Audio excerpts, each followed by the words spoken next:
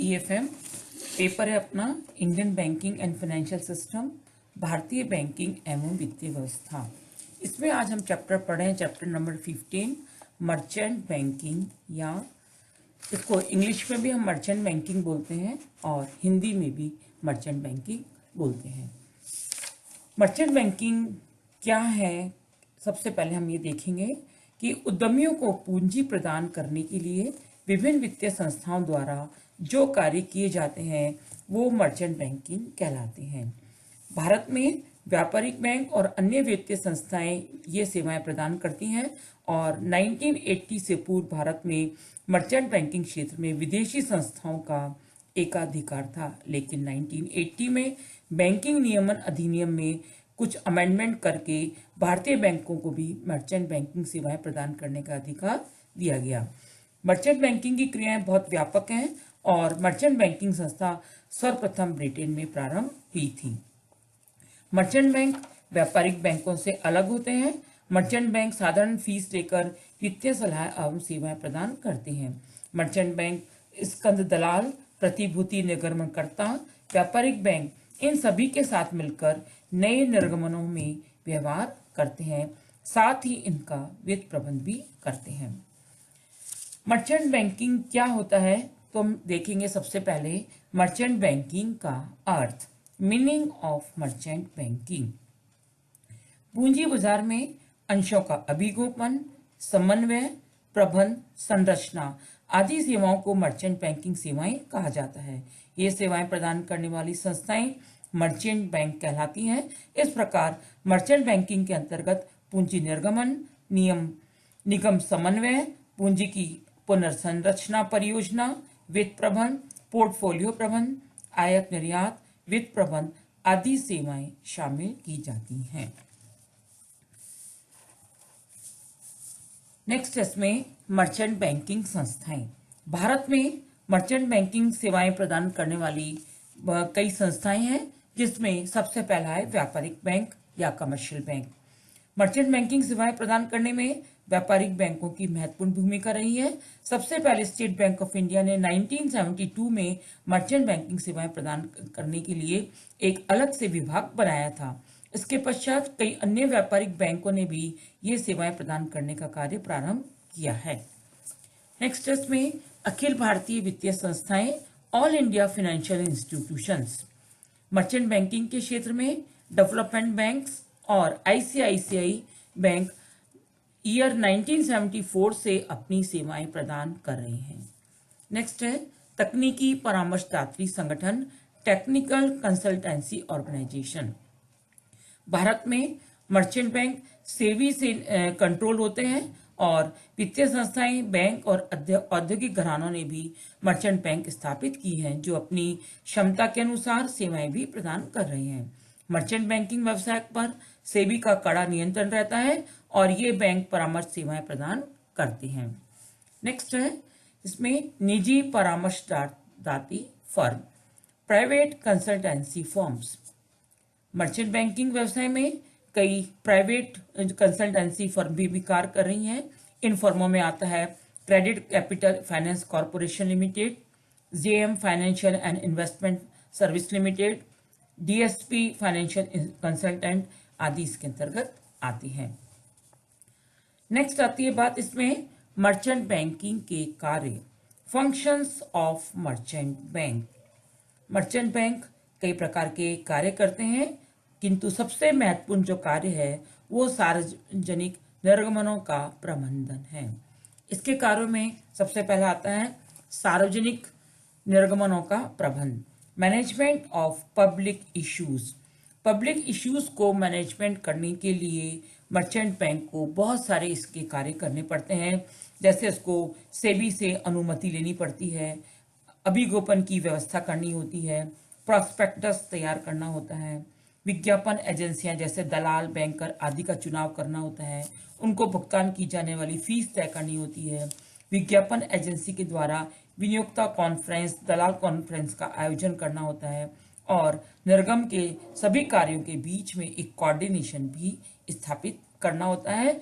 विनियोक्ताओं से आवेदन पत्र प्राप्त करने, उनका आवंटन की तैयारी करने, राशि एकत्र करने, अंशों एवं ऋण पत्रों की राशि को भेजने का कार्य भी इनको करना पड़ता है। नेक्स्ट इसमें प्रतिभूतियों का विपणन, marketing of securities. Merchant bank निगम प्रतिभूतियों और अन्य प्रतिभूतियों का गारंटी के आधार पर इसको मार्केटिंग और सिक्योरिटीज करने का कार्य भी करते हैं। नेक्स्ट है औद्योगिक इकाइयों को सुझाव देना, suggestions to industrial units.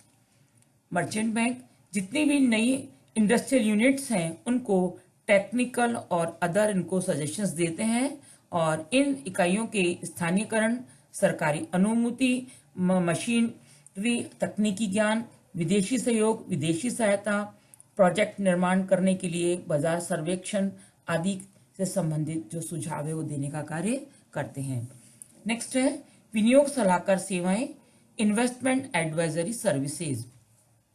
Merchant bank ऐसे विनियोक्ता के लिए जो संयुक्त उपक्रम और विदेशी कंपनी में अपना धन इन्वेस्ट करना चाहते हैं, विनियोग पूर्व अध्ययन करके सुझाव देने का कार्य भी करते हैं।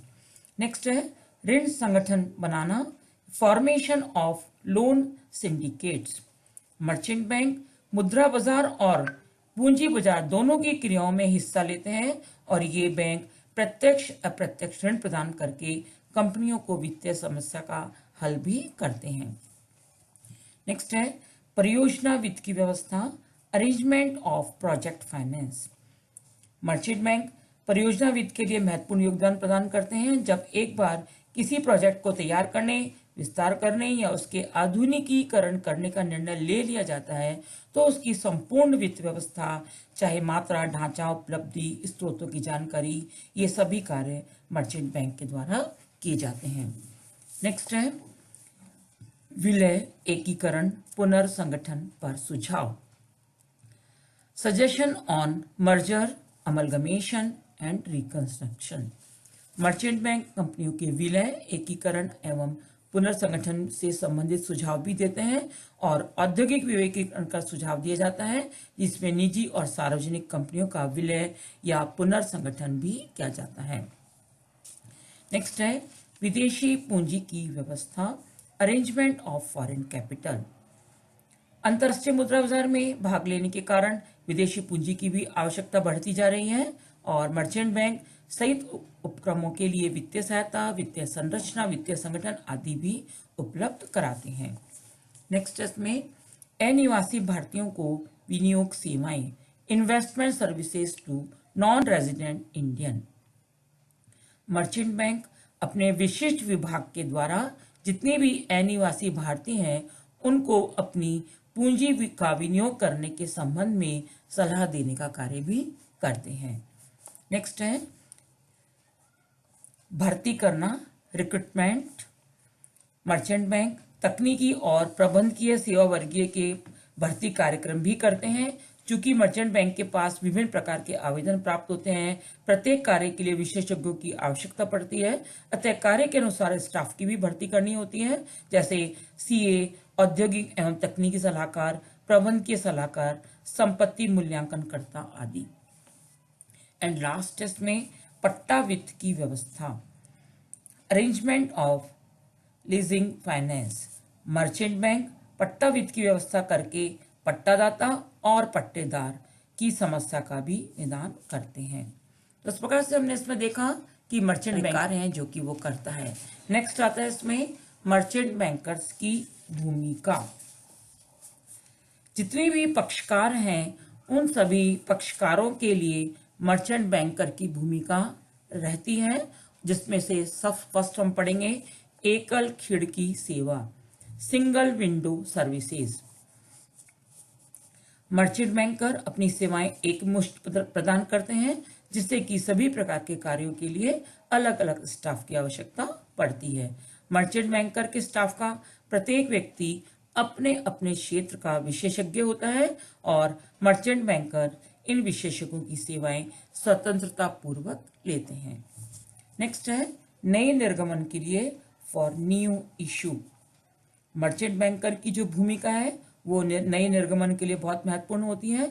जब नई कंपनी अपना निर्गमन लाना चाहती है तो इशू का समय तय करना कठिन होता है। मर्चेंट बैंकर अपनी विशेषज्ञता से सही समय का सुझाव देते हैं और मर्चेंट बैंकर नए निर्गमन के समस्त जितने भी लीगल प्रोविजंस हैं उनके लिए लीगल एडवाइजर या वकील की सहायता भी लेते हैं। नेक्स्ट है प्रक्रिया की पालना, follow of procedure. Merchant banker नए निर्गमन की पूरी प्रक्रिया से जुड़े रहते हैं। नए निर्गमन के प्रारंभ से लेकर अंत तक कर से संबंधित समस्त कार्रवाई से मर्चेंट बैंकर की भूमिका महत्वपूर्ण होती है। मर्चेंट बैंकर नए निर्गमन प्रक्रिया के अंतर्गत प्रविवरण की शर्तों के साथ आवेदन पत्र स्कंद विनिमय केंद्र के अधिकारियों के पास भेजते हैं और नए निर्गमन की प्रतिभूतियों का स्कंद विनिमय केंद्र में लिस्टिंग करना अनिवार्य होता है और अतः जो मर्चेंट बैंकर हैं वो लिस्टिंग संबंधी कार्रवाई में भी हिस्सा लेते हैं। नेक्स्ट है कंपनी मामले या companies matter. Merchant banker company संबंधी मामलों में भी महत्वपूर्ण भूमिका अदा करते हैं। कंपनियों के पुनर्संगठन, विलय, एकीकरण, व्यापार का क्रय, व्यापार का अधिग्रहण, वित्तीय संरचना, पूंजी ढांचे आदि के संबंध में सलाह या परामर्श या सुझाव भी देते हैं। नेक्स्ट है विभिन्न एजेंसियों के लिए, for different agencies. Merchant banker company और अंशधारियों के बीच आने वाली जितनी भी एजेंसियां हैं उनके बीच भी अपना संपर्क बनाए रखते हैं और इन एजेंसियों के साथ मिलकर मर्चेंट बैंकर अपने ग्राहक के लिए कार्य करते हैं। नेक्स्ट है प्रशासनिक कार्यों के लिए, for administrative functions. Merchant banker सभी प्रकार के प्रशासनिक कार्यों को करने में निपुण होते हैं। ये आयात निर्यात लाइसेंस और औद्योगिक लाइसेंस से संबंधित नियम व शर्तों की जानकारी भी कंपनी को देते हैं। नेक्स्ट है विकास एवं विस्तार के लिए, for development and expansion. Merchant banker company के विकास और विस्तार में भी महत्वपूर्ण योगदान देते हैं। जब भी कंपनी के समक्ष अपनी नई यूनिट या ब्रांच स्थापित करने की समस्या आती है मर्चेंट बैंकर इसका समाधान भी करते हैं। एंड लास्ट इसमें आर्थिक स्थिति का अध्ययन, study of the economic conditions. Merchant banker की भूमिका इसलिए भी बहुत इंपॉर्टेंट है कि मर्चेंट बैंकर अपनी कंपनी की आर्थिक स्थिति का अध्ययन करके कंपनी को सुझाव देते हैं। कंपनी के profit and loss account, balance sheet आदि की स्टडी करके कंक्लूजन निकालकर बताते हैं कि कंपनी का व्यापार किस दिशा की ओर जा रहा है। तो इस प्रकार से मर्चेंट बैंक के या मर्चेंट बैंक की जो भूमिका है वो बहुत ही महत्वपूर्ण है।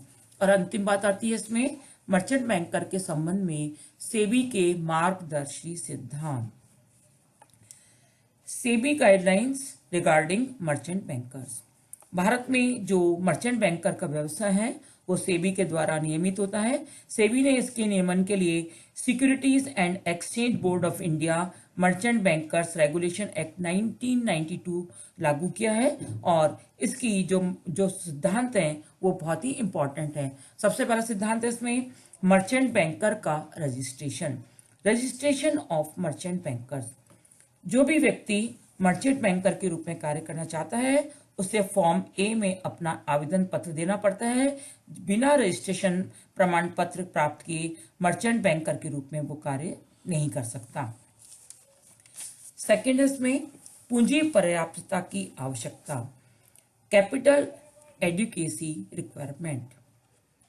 मर्चेंट बैंकर की पूंजी पर्याप्तता के लिए नेट वर्थ को आधार माना गया है और वर्ग फर्स्ट के लिए न्यूनतम जो राशि है वो 1 करोड़ रुपए निर्धारित की गई है। थर्ड इसमें मर्चेंट बैंकर के लिए registration fees for merchant banker. प्रत्येक मर्चेंट बैंकर को सेबी से रजिस्ट्रेशन प्रमाण पत्र प्राप्त करते समय निर्धारित फीस भी भुगतान करनी होती है। यदि मर्चेंट बैंकर अपने व्यवसाय को नियमित रूप से चलाना चाहता है और रजिस्ट्रेशन का नवीनीकरण करना चाहता है तो इसके लिए निर्धारित फीस का जो भुगतान है उसको करना होता है। नेक्स्ट है लेखा पुस्तकें एवं रिकॉर्ड रखना, maintenance of books of accounts and records. Merchant banker को अपने व्यवसाय से संबंधित लेखा पुस्तकें जैसे balance sheet, profit and loss account, audit report, financial statements आदि का भी रिकॉर्ड रखना होता है। नेक्स्ट अग्रणी merchant banker, lead merchant banker. अग्रणी मर्चेंट बैंकर सभी निर्गमनों की प्रबंध व्यवस्था संभालता है।